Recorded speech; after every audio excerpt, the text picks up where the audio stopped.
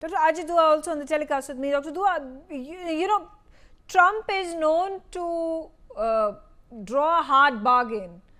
And the issues that the complications that India is facing with regards to its resistance to open up its dairy and farm sector is something that is also true with regards to Japan, who's facing something similar by way of pressure from the Trump administration. They are also reluctant to open up their rice sector. They do not want tariffs, trade barriers to be lifted from its rice production sector. Obviously, for obvious reason, it harms the domestic production, it harms the farmers, and therefore these protectionist measures that have been put in place. Unlike India, in favor of which Trump's administration, his Treasury Department are coming out and speaking positively about the deal, that is not so much the case with Japan. So, what do you think may have made the difference in the two narratives that America is building vis-a-vis Japan and India, with both of them having sort of similar complications to strike a deal with America? Megha, thank you for having me on the show. I think the case of Japan and India are fairly different. The background for the United States administration pushing opening up of the Indian farm sector is the recent phenomena of China not buying corn, soya, and wheat from the United States. U.S. has been a major exporter of these three food items to China. Knowing that the U.S. will be hurt, China has imposed the curbs on the import from there. So the U.S. Commerce Department is looking for avenues to be able to sell more of these items. The Japanese eat what is called sticky rice. And the sticky rice doesn't come very much from the US. The producers of it are elsewhere and closer home in Southeast Asia and South Asia for Japan.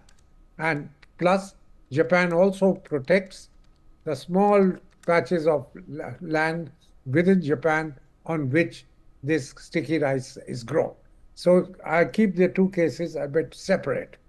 Certainly, the US knows that the Indian market is large. Affordability is improving, given the incomes improving in India.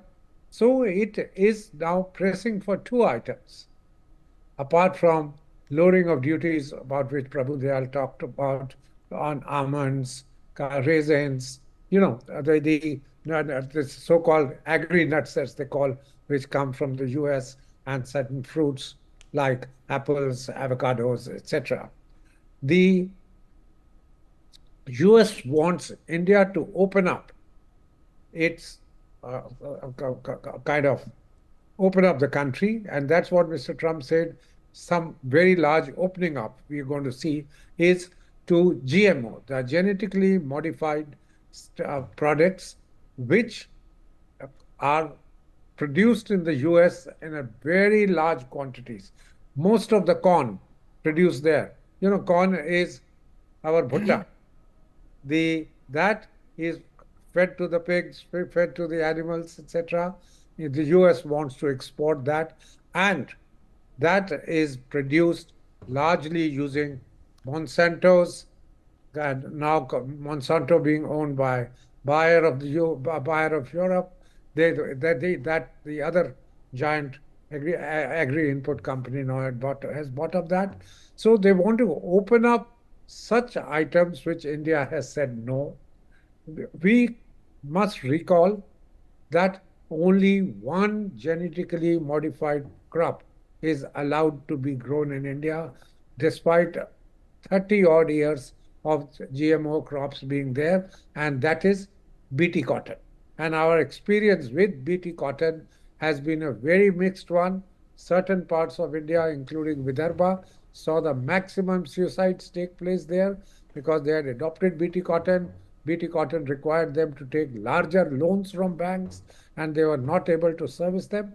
And you saw a huge amount of suicides in Vidarbha over the years. We have tested BT brinjals. Bangladesh has opened it up, but we fear that, and BT brinjal seeds also are to come from Monsanto. Monsanto with the headquarters in Missouri. They've been wanting to get into India. Their office in India has been lobbying for a long time, but we've been careful and we've said no, we are not going to get a second GMO crop. And despite Bangladesh might have opened it up to the brinjals. So that's the Okay. number. I'd just like to finish up on this subject. Similarly, the dairy products. We have not, so far, whether it was in WTO, in our bilateral talks with Australia, New Zealand, who are large producers, and in the past with the US, we have kept dairy products out, saying India, and yet we are today the largest producer of milk and milk products in the world. Even without opening up, the per capita production may be less because of our population, but in terms of quantity, we are a large, very large producer. And what have we said? We do not want to import any milk of an animal, a cow or any other animal, which has been fed meat which contains live blood. We have been hitherto only eating or consuming milk which is from non so-called non-vegetarian cows, and that's our culture, that's our habit. So I think standing firm on GMO items as well as dairy items, even if it means some delay in the signing of the agreement, Okay. is probably well worth it, and it will Okay. be consistent with our stand vis-a-vis the other bilaterals which we are negotiating, be these with EU. We have only a low-hanging fruit agreement with UAE or with the UK. So it will affect us because Europe also wants us to buy dairy products, open up for it. For more such videos, subscribe to the NewsX YouTube channel, hit the bell icon.